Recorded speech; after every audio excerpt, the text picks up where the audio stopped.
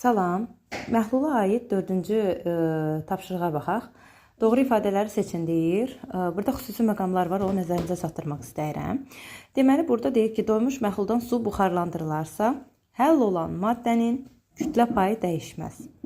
Doğrudurmu, yanlışdırmı? Gəl nəzər salaq. Bizim məhlulumuz doymuş olduğuna görə, yəni buradan biz nə qədər su buxarlandırırsaq da, məsəl üçün verilir bizdə x qram A faizi məhluldur, düzdürmü?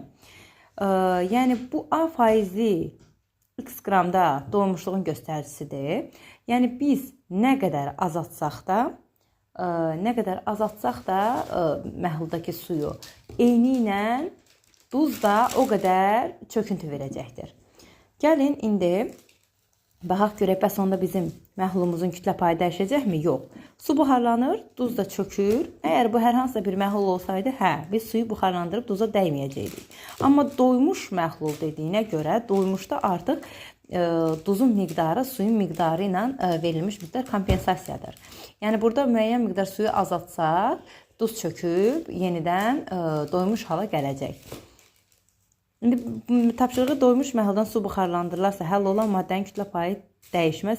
Yaranmış yeni doymuş məhlulda kütlə payı dəyişməz. Bəli. Doymuş məhlulda su əlavə edilərsə, həll olan maddənin kütlə payı azalar.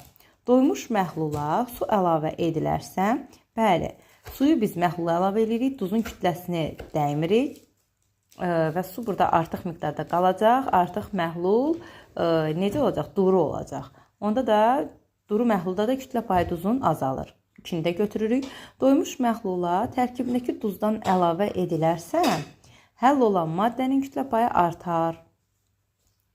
Doymuş məhlula tərkibindəki duzdan əlavə ediriksə, bu düz artıq doymuş məhlulda bu yeni əlavə olunmuş duz məhlulun tərkibinə daxil olmayacaq. Orada nə deyəcəyik? Çökəcək. Yəni bu məhlulun tərkibinə daxil olmadığına görə burada biz nə deyəcəyik? Dəyişməz olmalıydı əslində. Yenə artar yazıblar. Doymuş məhluldan tərkibindəki həll olandan müəyyən qədər çıxarılarsa, həll olanın kütlə payı azalar.